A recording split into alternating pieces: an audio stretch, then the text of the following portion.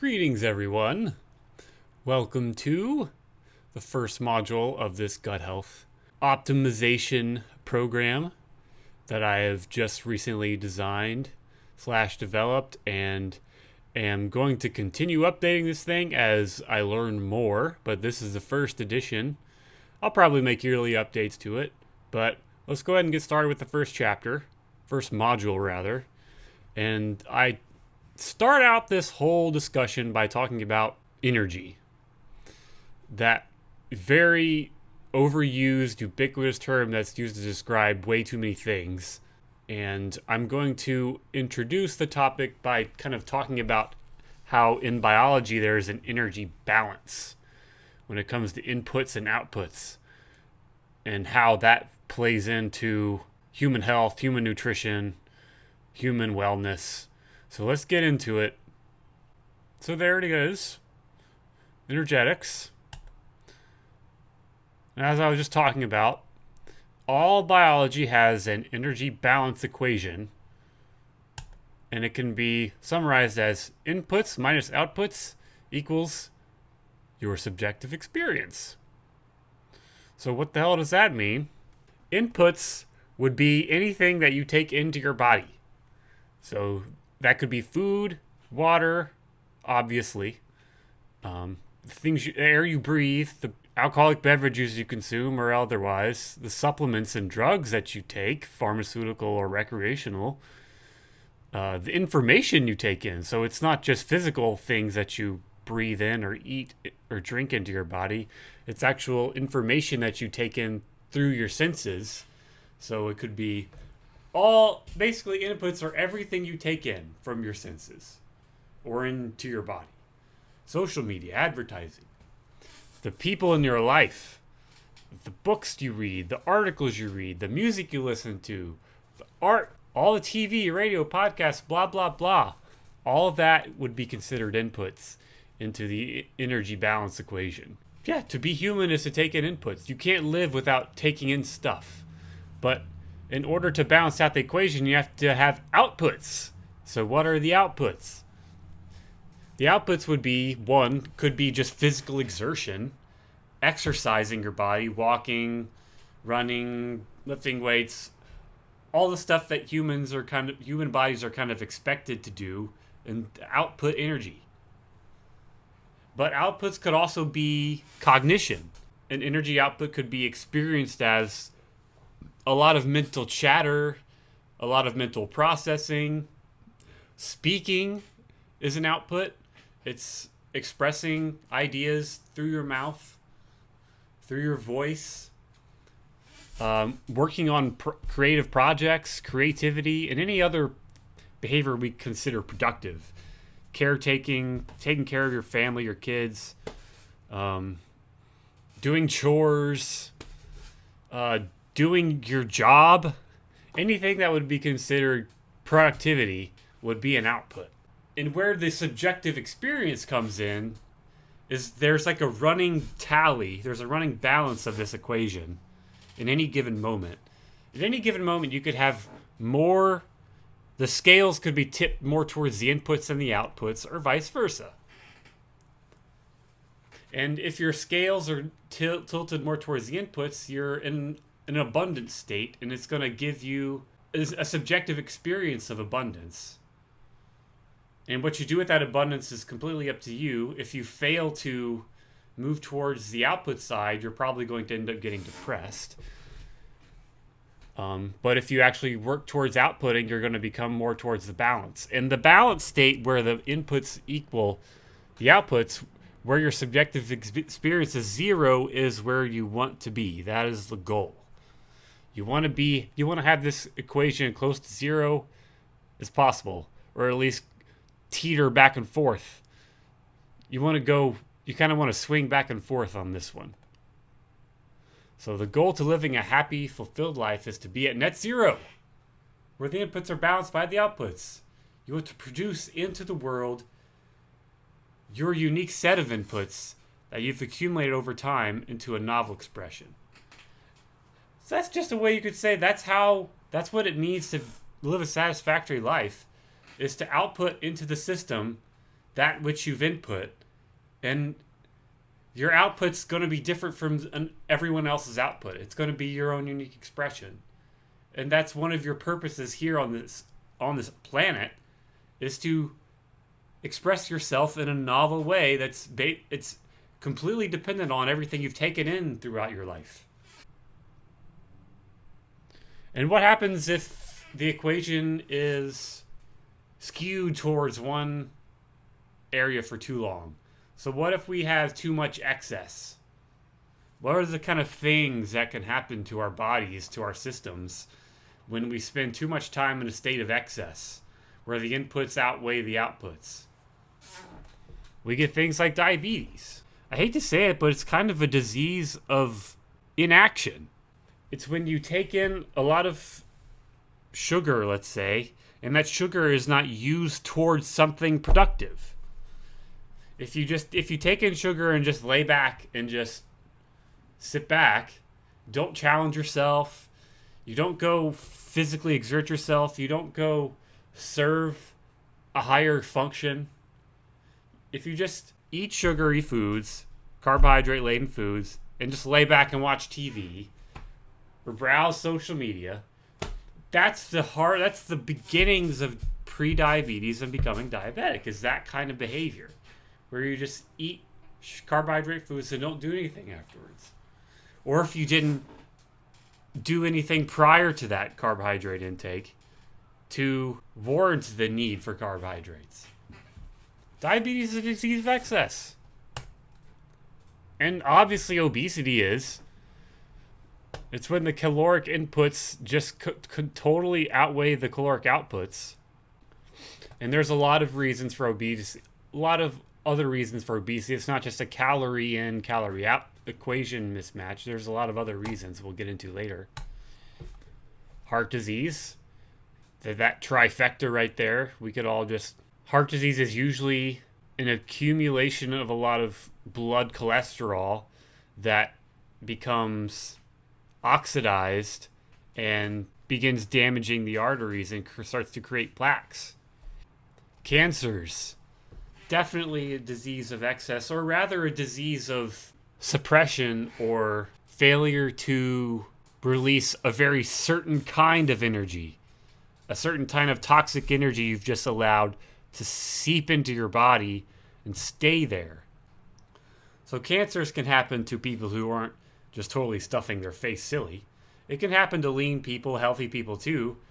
But if those lean, healthy people have, let's say, neglected a certain part of their body, a certain organ system, or if they've neglected a certain emotion that they've allowed to seep into their body and haven't had an outlet for its expression, like something like anger, sadness, guilt, any repressed emotion can eventually cause cancer in a certain organ system.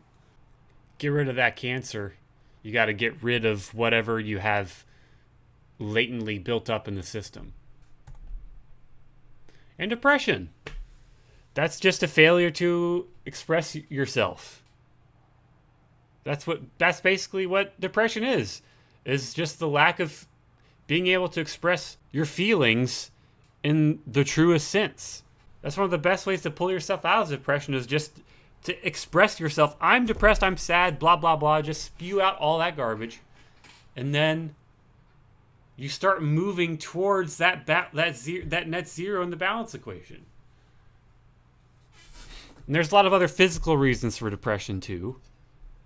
Yes, and actually the depression that you could have just from over-consuming food and not outputting it in a useful way can cause depression.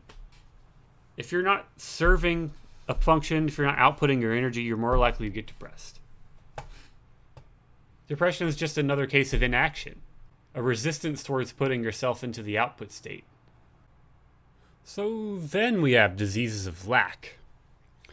And it seems like there wouldn't be much lack in a time of abundance in today's society, but where the lack comes from usually is our own restriction of nourishment to ourselves. And this can usually come from feelings of unworthiness or trauma-based feelings of anxiety and depression and not feeling worthy of the abundance around you, feeling like you don't deserve love, food, attention, success, etc. So an example of a disease of lack would be anxiety disorders of all kinds, OCD, general anxiety, panic disorders. All of these could be seen as a self-restriction of some kind of emotion of safety and security where fear is taken over. Eating disorders fall into this too. And that one's more obvious because people are starving themselves and they're inducing lack into their systems by not eating. And really a lot of it just stems from part of it is not feeling worthy to eat, but there's also biological systems happening underneath this that they're trying to starve more than themselves. They're trying to starve pathogens, most likely, but I'll get into that later. Adrenal fatigue is another example of a disease of lack. That's just when you're working yourself so hard that you're basically exhausting your stress hormone producing adrenal glands. Overworking, workaholics, people who just work 12 plus hours a day and just don't stop. They are burning themselves out. All right, so let's pivot this discussion now about feelings. And what are feelings and what are they a sign of? Feelings are this very primal experience we have, and it's tied up into a very primitive part of our brain known as the amygdala. And let's just say that feelings are feelings preceded verbal communication. We had feelings before we had more evolved, complex language systems. Feelings are how we kind of made decisions before we had language. Something felt good or something didn't feel good. If something felt good, we did more of it. Something felt bad, we did less of it. Fear, joy, sadness, all of these are emotions. Feelings. So my definition of a feeling, or what a feeling is the intimate and subjective, or I guess I define it as a verb here, the intimate and subjective act of experiencing one's body and its sensations. So feeling is a verb, and it requires an awareness of what's going on inside you. That's what a feeling is. And it's intimate, and it's subjective. No one else can tell you how you're feeling. It's personal, it's inside you, and it must be shared by you. Other people can't necessarily infer unless they're highly empathetic. And who is it that decides whether a feeling is good or bad? Now, this is the big question here. Is the ego saying a feeling is good or bad, or is the observer behind the feeling saying it's good or bad? This is a really interesting question to consider, because we know that, some things feel good. Some things that feel good aren't necessarily good for us. Like eating junk food might feel good in the moment, but shortly thereafter, there will be a crash and a hangover or just feeling like crap. There's a distinction between a pleasure that is ego-based and a pleasure that is from a more higher perspective.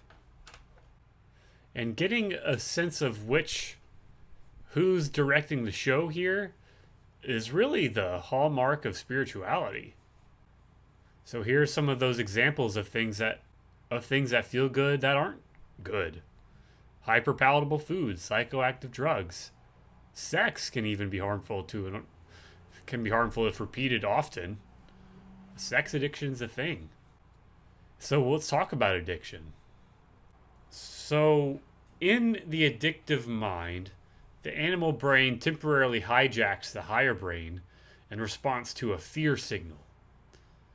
And then the person engages in behaviors to help remedy this sensation of fear. So, say in most, nearly 100% of addictions are trauma-based. So, there is a feeling that comes up based on an environmental trigger that reminds the individual of a time in their past. Like the environment is similar to a time in their past where they were in real danger. Like there was a real threat to their survival or their emotional well being. And when this trigger happens, there's an automatic response that's completely unconscious that the brain plays out in response to this trigger to help the organism survive or to eradicate the fear. And oftentimes this leads itself into addictions or substances that squelch that fear and induce feelings of pleasure or indifference or jubilation, depending on what substance they take. Okie dokie, so let's talk about the cloud now. And what do I mean when I say the cloud? And no, this is not the wireless computing cloud in the information technology world, but I'm referring to a biological cloud. And you can think of, there are many scales of clouds. There's the whole Earth as one giant biological cloud with things living and networking within it. And you can go down to even smaller levels of ecosystems and down to human beings themselves and all the way down. And the size of the cloud is just dependent on the size of the creature, of course. If you think of the Earth as a whole organism, human as a whole organism has a host of biological agents surrounding them and within them. And this is what I'm referring to as the cloud. There's literally a microbial cloud around every person. It's inside them, it's on their skin, and it's even floating around them. Believe it or not. Yes, bacteria are in the air too. And these clouds can be seen as self-contained, self-organizing entities or ecosystems. The clouds themselves want to survive, and it will direct whatever exists within the cloud to act in a way that keeps the cloud surviving and thriving. So if these things act on their own accord, they have a life of their own. And it is my theory that what spiritual people refer to as energy or chi or vibes, whenever you get a vibe off of someone, my theory is that you're picking up their microbial cloud. You're picking up this energy field, which is basically an actual physical, biological system that you are sensing on a very primal level.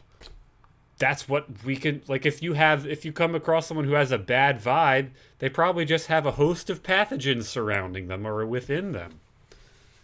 That's the way I see the world. Even if it can't be proven yet, I think it just hasn't been proven yet. Take it or leave it. And even if for some cold, lifeless reason there is no, microbial cloud around people, no physical basis for energy and vibes, I will still refer to the cloud in this whole health course because it's useful for understanding how the body communicates with itself and interacts with its environment. Just thinking of the human as an actual whole ecosystem in itself, I mean, we know for sure that we have microbes in our guts, billions of them, and we also know that we're half of the cells in us, or more than half the cells in us, are microbes.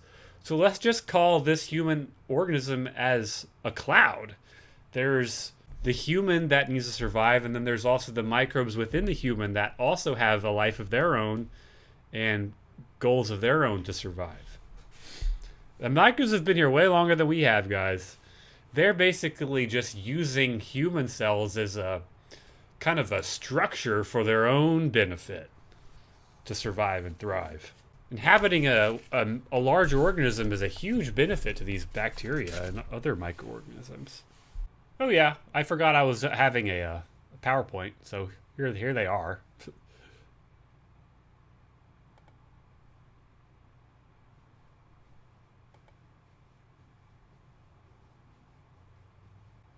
Yeah, and it's also important to note that the communication of microbes happens on a very rapid level, like a very rapid pace, imperceptibly fast.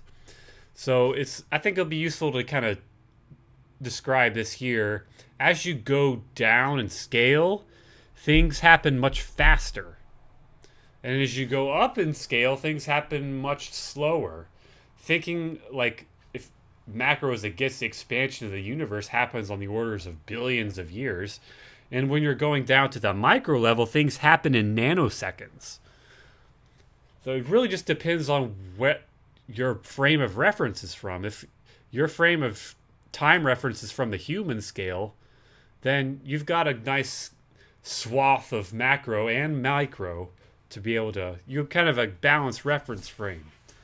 But these microorganisms communicate and repopulate and do like these crazy ecosystem interactions on scales of just a whole lot can happen in just a matter of minutes as far as repopulation of microbes and proliferation of microbes, killing off of microbes. All this happens on a very, very rapidly. And at the very end here, I say it's a possible explanation for attachment. When your cloud comes into contact with another person's cloud, doesn't have to be a person, it can be a pet, it can be an animal's cloud. There's a bond that forms. The bacteria, they identify themselves with the other as well. There's an exchange of microbes when you're in relationship with another person. And it's that exchange of microbes that creates this love, this attachment, this caring for another person, this identification with this other person, and some level of dependence or familiarity. And just thinking of the act of sex, having sex with another person is the most intimate act as you're exchanging bodily fluids and tons of microbes with the other person. So that's really how you're picking up how when you merge with another human in an intimate relationship, you've taken on their microbes as well. Their microbiome, their cloud gets intermixed in with you, and then you just have this. You have kind of a melding, a party of two separate entities coming together to form this more diverse range of microbes in one person now.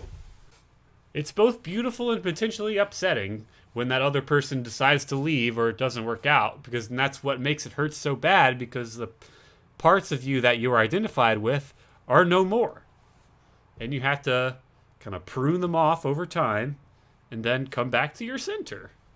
But this is not exactly about health, but I'm just going to talk as if you're sitting right next to me and there's not a PowerPoint in front of me. The PowerPoint's just here to remind me of the things I want to say. Okay, let's talk about intuitive eating. Getting back to the health side of things, when we are talking about intuitive eating, we ask 3 questions. What should I eat? When should I eat? And how much should I eat? Food is one of the primary inputs into our system, and one that we have an intimate and tangible experience with at multiple times during the day. Food is energy, of course, but more importantly, food is information. More specifically, foods that contain proteins carry information along with them as we digest them. Proteins are not only the building blocks for biological systems, they are also signaling molecules, or rather the language that cells use to communicate with each other. As the proteins in the food we eat are digested in the small intestine, immune system will detect and respond to these proteins in a specific way. This is why the question, where do you get your protein, although obnoxious, especially to vegans, is a very important question to consider, because that is how you will respond to the food. So let's just say you eat a steak versus a serving of beans. A huge stretch to say that those two foods feel very different when you eat them. Even if they have the equal amount of protein in them, a steak feels worlds different than a serving of beans.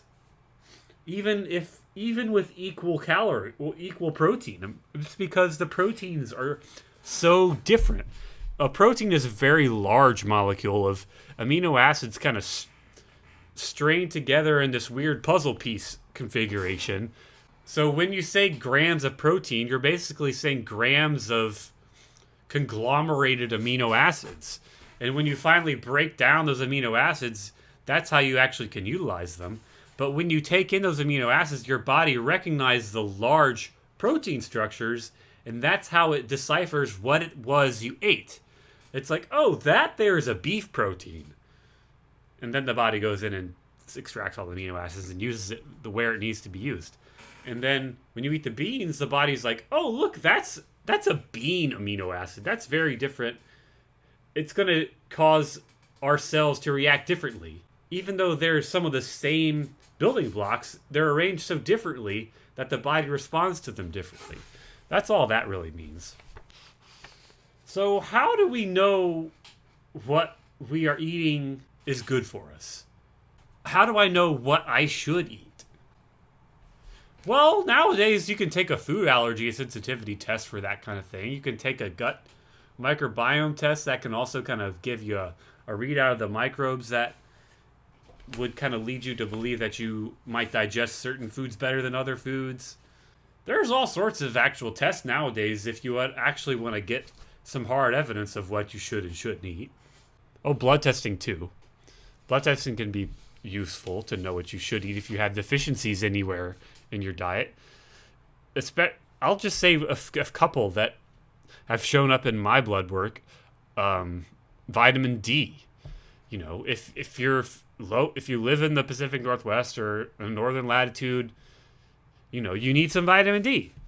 And so you need to kind of select foods that are high in vitamin D. So really you just take a supplement because there's not that many foods high in vitamin D. Another one would be vitamin A. And vitamin A is interesting because, I mean, we find the form of vitamin A in orange, colorful vegetables. But that form is so terribly ineffective at being used and converted into the useful retinol. So taking preformed vitamin A from like a cod liver oil or beef liver is going to be way more bioavailable and it's going to be way more useful for you. So just seeing the nutrient deficiencies in your blood showing up would lead you to believe I should probably eat some organ meats or something. Or I should probably eat some oysters because I'm zinc and iron deficient. You know, whatever. But my favorite way to know what you should eat is just to listen to your body. Listen to what your body tells you when you eat certain things.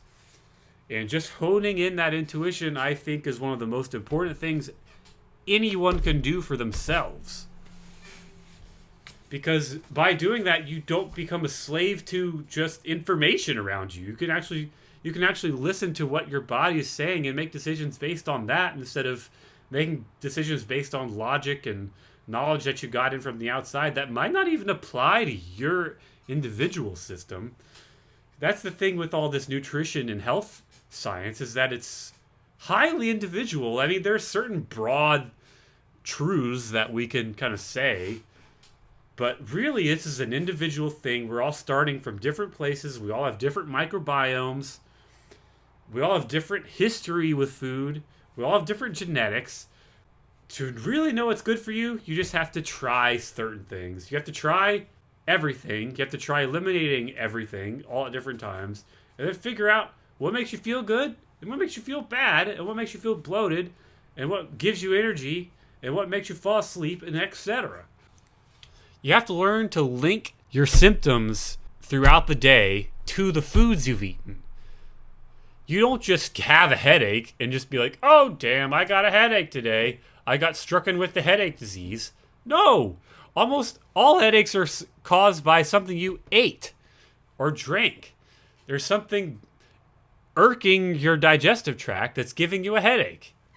Or if you're feeling like you're not well recovered or you got sore joints or something, that's food related too. There are foods that you can eat that will give you sore joints, sore muscles, lethargy, brain fog, all this stuff. It's not just brain fog and lethargy is not a normal thing. That is a low-level disease state that is most likely dietary related. And it can be fixed. Bah! Okay. And the thing is that people just get caught up in the busyness of their lives and they don't have time to be aware of their bodies. They just haven't programmed mind body awareness into their daily lives. But trust me, once you do, you're going to start making huge progress in your health and in your whole life as a result. You're going to start getting the things you want when you can actually tune into yourself and your higher wisdom and make the best decisions for yourself. And elimination diets are great. If you decide to work with me one on one, we'll do some form of elimination diet.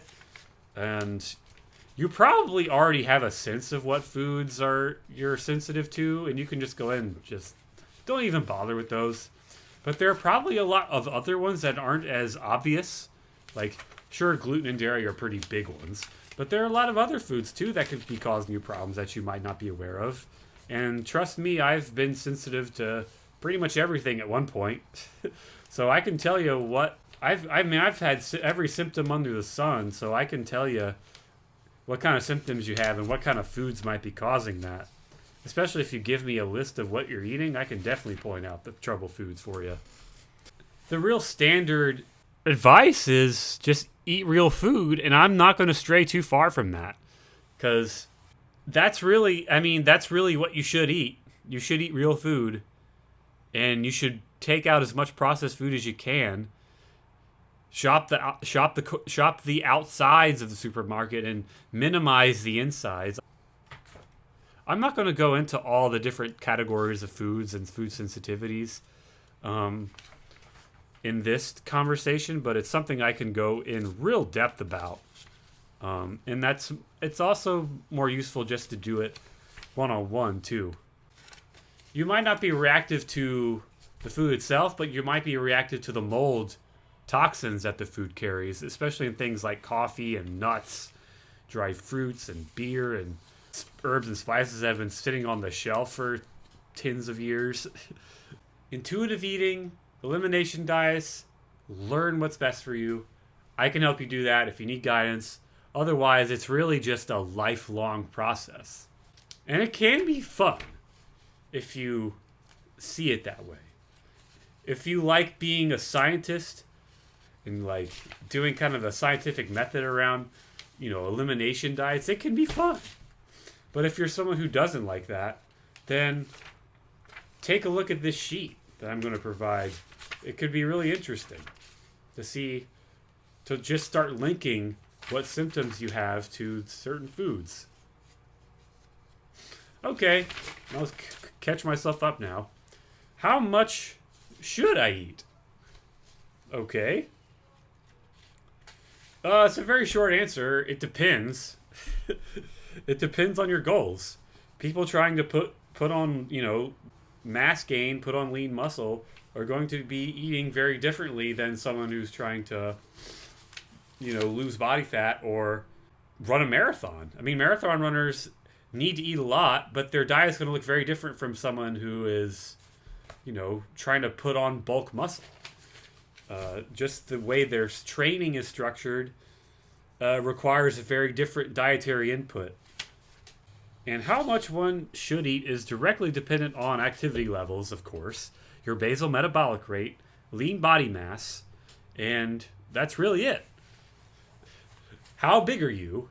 How much muscle do you have? And how active are you? That determines how much you should eat. And it's pretty scientific.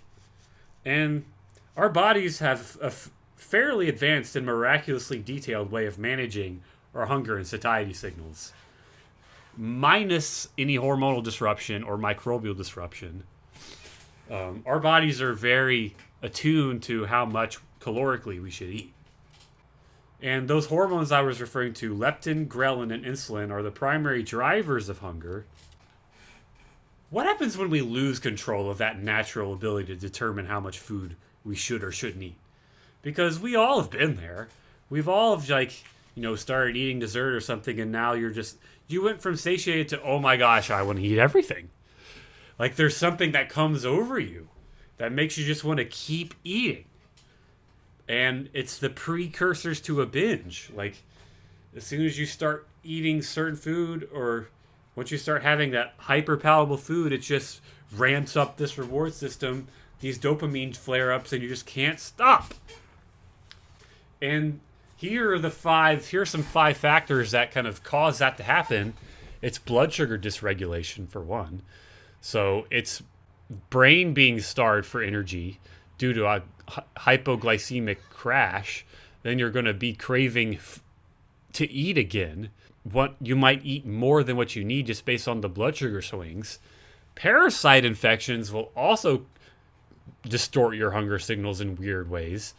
It might kind of force you into this feast and famine kind of mentality, because feasting kills off the parasite and then it has some relief, or fasting rather, kills off the parasite and kind of acts some relief, but eventually you're going to have to eat because you have a body that needs nourishment. And then once you eat, you can't stop eating because you're starting to feed the parasite again as well as yourself. So there's this competition for nutrients, and it causes these weird dysregulation of your own hunger signals because you're feeding for more than yourself. You're feeding for this other organism too. And that can also be said for SIBO. SIBO will also cause you to have these weird sugar cravings. Yeast infections will cause you to have these sugar cravings and to eat more food than you need. And some chronic infections will also kind of cause you to not eat because you don't want to feed the pathogens. It really just depends on what state you're in. There's this weird push and pull when you have a chronic infection. It's like, oh, I want to starve this thing. I want to eat as little as I can for as long as I can. But then you reach a breaking point where it's like, oh, God, I got to eat now. And then you start feeding yourself while also feeding the infection. And then all hell gets broken loose and you go on a binge. I just described eating disorders. There you go. Another thing that will trigger hunger is toxin exposure. So if you've come into contact with some kind of toxin, if you drink alcohol or you have mold toxins in your nuts, you're going to want to eat more because all of a sudden your liver now needs energy to process the toxins you just put in there. So you're going to crave sugary things and you're going to crave food to help your liver process the garbage, and you're going to end up getting excess calories. And especially when your liver is processing toxins, you're probably going to build up a fatty liver. You're probably going to start storing away a lot of that as fat. Toxin exposure, and last but not least, just plain old leptin resistance and obesity. So once you've gotten to a certain body fat percentage, your cells are going to be resistant to leptin, so it's going to cause you to extend your satiety signals out way longer than they should, and you're going to end up eating way more than you should just because there's this leptin hormonal dysregulation. You're not getting the ghrelin release that tells you, oh, I'm full now. You just keep like, oh, just pound it. And that's just has directly to do with just having too much body fat already on board. It's this weird overflow system that the human body has.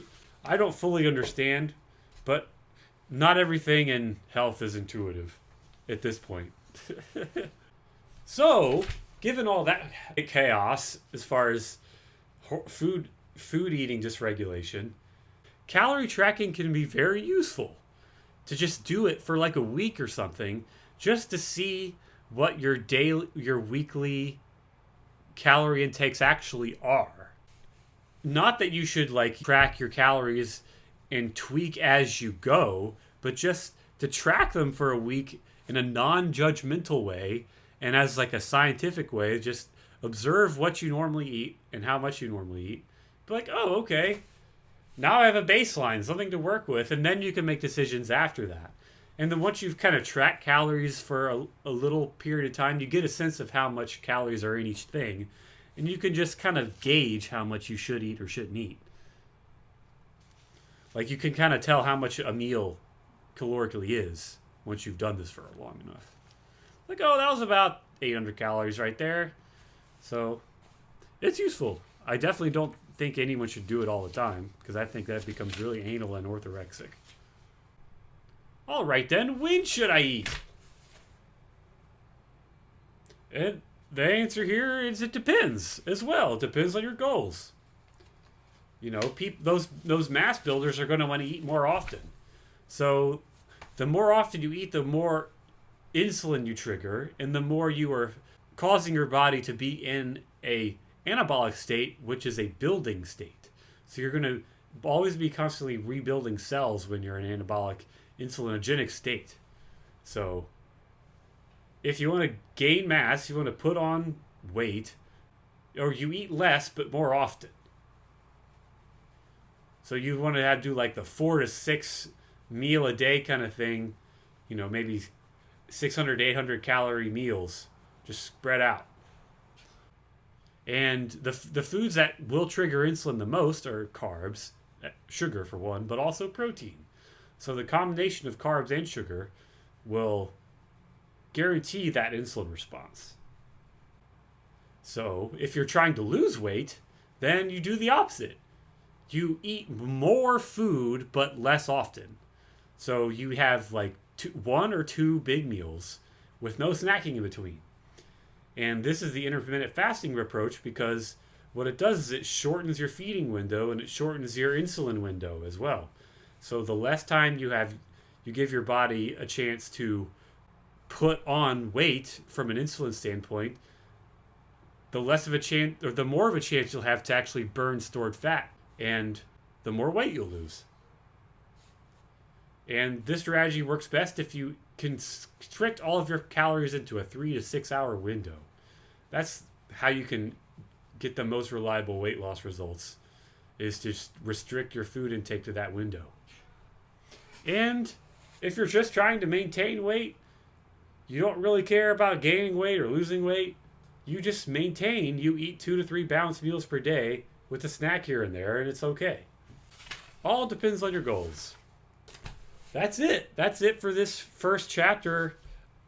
I just tried to introduce a few topics, a few concepts, a few modes of thinking that I have in regards to health that I think would benefit you guys to have too. Just as far as energy balance, intuitive eating, the microbiome, the cloud, and emotions and feelings, and how useful they are in understanding a higher order of our own decision making and functioning. I mean, feelings can really be used as your guide in this life, if you allow them to. As many people like to use logic as their guide, feeling is just as valuable. And really, those two are just kind of branches off of the same big eye, the grand observer of your whole life and of the universe as a whole. There is a force, I believe, that guides each person, each organism to carry out a certain life. And if you make decisions that stray off of that quote-unquote predetermined or encouraged path, you're going to run into problems. I think that's what it is. We all have free will. We all have the ability to make decisions to guide our life in a certain way.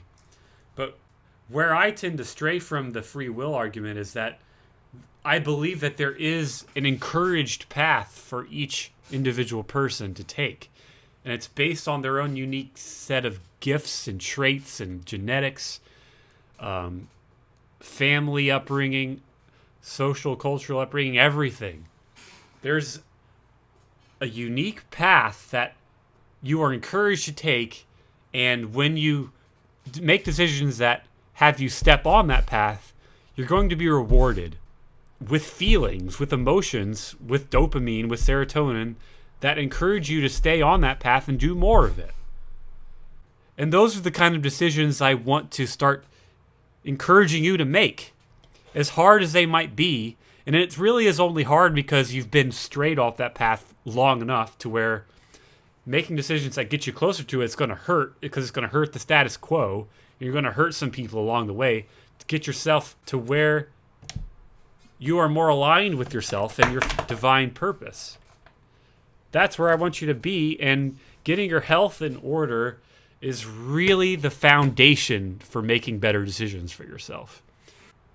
Because there's so many things like the microbiome that comes in that determines our health state and our physical, emotional state, our mental state, that once you start changing the microbiome by changing your inputs, changing what you eat, changing your lifestyle, once you start making those changes, then you start shifting your life towards a more harmonized, resonant trajectory.